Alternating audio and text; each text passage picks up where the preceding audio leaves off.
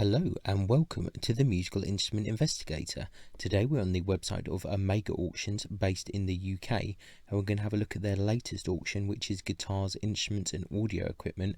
In fact, we're only really going to look at the instruments, so we're going to ignore a lot of this audio equipment stuff, so it's going to be quite a short video. This particular auction is due to finish on the 29th of November, so we have quite a long time before this auction is live. So this particular auction, the buyer's premium I think is 24%, but there's some extra bits and pieces you have to pay, I think, with VAT. As I said, this is a UK based auction, so if you're outside of the UK, so if you're in Europe or anywhere else in the world, bear that in mind in terms of kind of like export, import, all of that kind of stuff that we mention all the time. Have a look at the terms and all that stuff.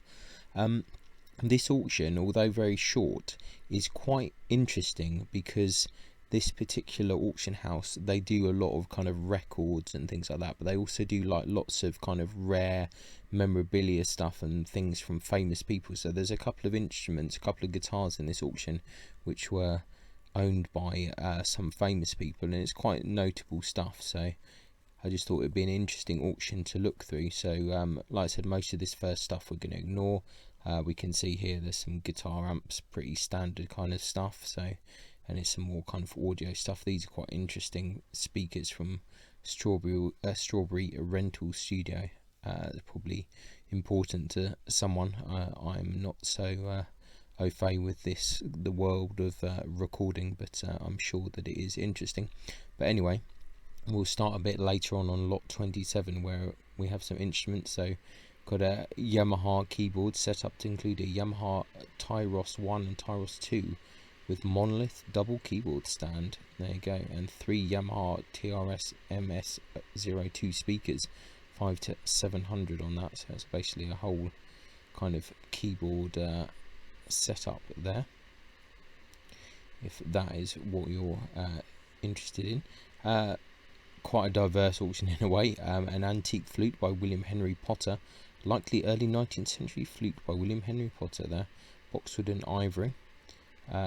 So pre-1947 ivory, but might be subject to restrictions. 100 to 150 pounds. I know a few people that are very interested in these kind of older English flutes, and I think that William Henry Potter was a very good kind of maker. So that's an interesting lot to see in this auction. Got a Pearl contemporary drum kit there, estimates 400 to 600. You can see the buyer's premium 28.8%, because I think there's an extra tax that they've added, so it's kind of 24, but with the VAT I think it's 28.8, which is a bit of an odd kind of thing. Has some original receipts as well, so that's curious. We have a famous Jan Eckerman signature electric guitar, a rare white version there. So model 741, serial number 03452. Provenance, purchased in Germany at a trade fair circa 1976 and subsequently obtained by the vendor 1978. Interesting.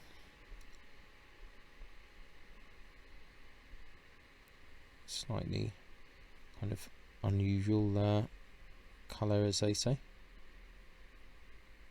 Extremely rare guitar to see this model in white.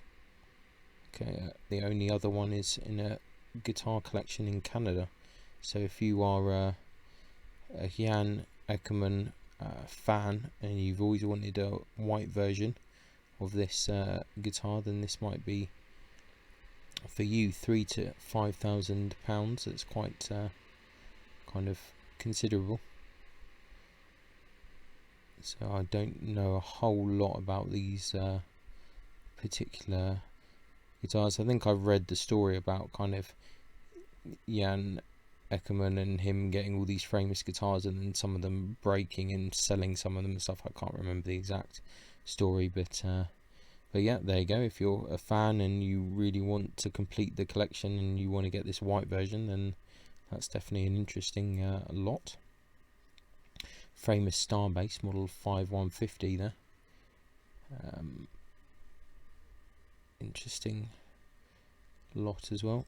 It's a little bit clunky to navigate the pictures on this auction, unfortunately. But there you go. If you're a frameless collector, then you might be interested in the Starbase 800 to 1200 on that. An Applause A28 acoustic guitar, Ovation. This is pretty standard. I don't think we need to go into details too much on that. 60 to 100. Hoffner 1957 Committee electric guitar there. So looks like it's had some restorations to it. I'm a big fan of these old Hoffner guitars. I think they're really good value for money. 1,000 to 1,500 there. We see them quite often in the auctions, and they're not super expensive. Really kind of well made, good quality kind of German guitars. There's some really nice kind of inlays and stuff here. Really interesting tuners. I'm a big fan of these guitars. You can see that something's kind of gone on there before, but yeah, I'm a big fan of these guitars for sure. See the back here. Yeah, beautiful kind of bird's eye kind of maple back there. So really interesting looking guitar there. 1961 Burns Vibra Artist Deluxe guitar, rare 1961 guitar there. These older Burns guitars actually are quite rare, as they say, 3 to 5,000. It's an interesting model. Obviously there's some reissues and stuff about, but these are original ones. I think at the time when there was like a trade blockade in the UK, it was very difficult. Well, you just couldn't really get Gibson or Fender guitars, I don't think, at some point, maybe in the kind of late 50s, 60s, and I can't remember the exact kind of dates. So companies like a company like Burns were very kind of popular in making guitars in the UK, because you could buy them, as you couldn't import Fender or Gibson. So these are quite important to the history of, I guess, UK rock and roll and stuff like that, and you know, like the Shadows and bands like that. Right, 1930s Epiphone MasterBuilt, made in the USA. So MasterBuilt with spelt BILT, 600 to 1,000. So I'm presuming that this is like a pre Gibson acquisition Epiphone, before Gibson took over, but I'm not 100% sure exactly on the date, so I could be wrong on that. So if anyone knows a bit better on that, let me know. But I presume that this is a pre-Gibson takeover. Not the most exciting looking guitar, but a good piece of history nevertheless. Hawaiian Lap Steel guitar by Michigan, 100 to 150. Not too much to say there really. Nearly started. La Folie Ukulele, London. It looks like an older one, 100 to 120. That may well do quite well for itself. Kind of ukuleles, very popular at the moment, especially kind of well-made ones.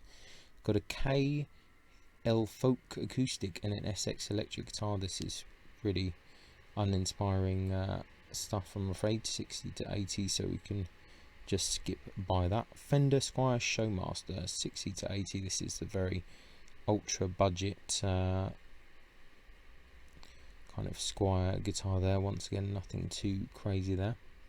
Gordon Smith Oasis blue bass guitar, circa 1995, made by Gordon Smith, the vendor. So at one stage Gordon Smith were kind of like the UK answer to Gibson in a way, or that's what some people kind of purported them as, and they would do kind of like a range of guitars, but you could have some custom options, still going today. But I think there was two people, and I think one of them left pretty soon on, hence the Gordon and Smith. And then I think not that long ago, or maybe like 5-10 years ago, the company was sold to someone else, so it's still going, Gordon Smith, but owned by someone new. But I think it's still going. But there you go, if you're interested, if you like Gordon Smith guitars, of which they're a bit of a cult following, and you're interested in a bass, this is a kind of slightly older one, not super old, but fairly old.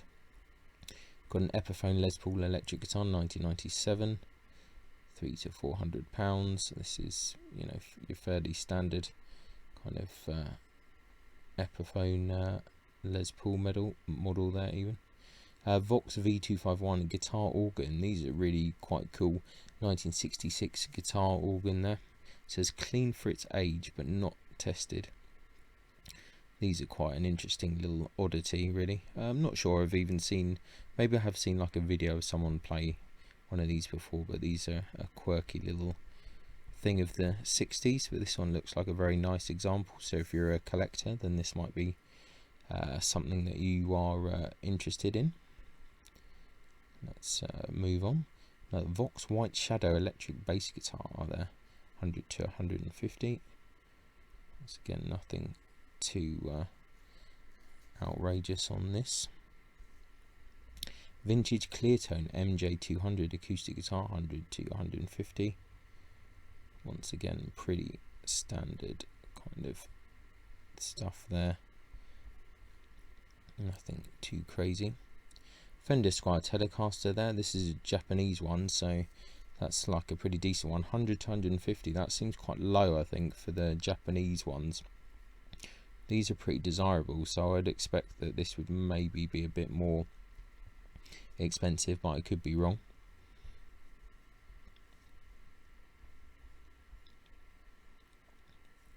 If you know more about these kind of things, do let me know. Fender Precision Bass, Japanese made, 1980s, 300 to 500. A lot of people, I think, are quite keen on the Japanese Fenders. Right, this is getting into the really interesting stuff here. Frank Zappa's customised Gibson Les Paul Gold Top, 1952-53. Customised, owned and used by Frank Zappa, mid-1960s. Les Paul model gold natural finish, single cutaway, mahogany body with maple top, bound mahogany neck, 22 fret rosewood fingerboard, crown inlays. Headstock fascia with Les Paul model, 1 P90 single coil pickup, 1 single coil pickup, humbucker pickup, 6 rotary controls, toggle switch, pickup selector, metal bridge with Bigsby tremolo tailpiece, and an original brown Lifton hardshell contour case, painted green with pink plush lining. Originally purchased 1969-70 from a guitar dealer in the San Francisco area. The previous owner spent time in the Bay Area during the period and occasionally jammed with some of the bands of the period, including Big Brother, Quicksilver Messenger Service, etc. Previously offered in Cooper Ted Owens sales, and with a copy of the original 2006 catalogue included, £40,000 to £60,000. So wow, I mean, if you're a fan of Frank Zappa, then this is a really cool guitar to own. Obviously this is heavily modded and messed around with, but what a great piece of kind of history. And I mean, Frank Zappa, like arguably one of the most incredible guitarists of all time, like absolutely ridiculously incredible guitarist who I think sometimes doesn't really get the kind of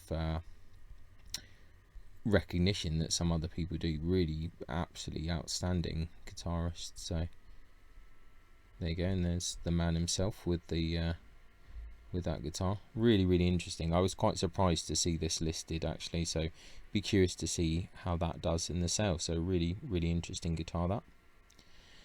Eric Clapton owned and used guitar strap. Interesting, multicolored guitar strap that was owned and used by Eric Clapton. Well, there you go. If you like Eric Clapton, 2,000 to 4,000. That's a cheap way to get something that was owned by him. There's some provenance as well, so interesting. Then I think the final lot, which is also a really interesting lot, Eric Clapton owned and used Fender Stratocaster, pink Fender Stratocaster made in Japan, paisley design, tremolo arm, excellent condition with Eric Clapton etched into the spring cover.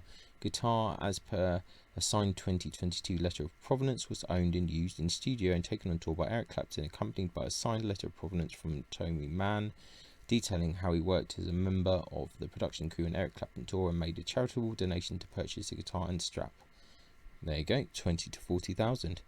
So this is pretty cool as well. Not as cool as the Frank Zappa guitar, to be honest, but this is still pretty cool.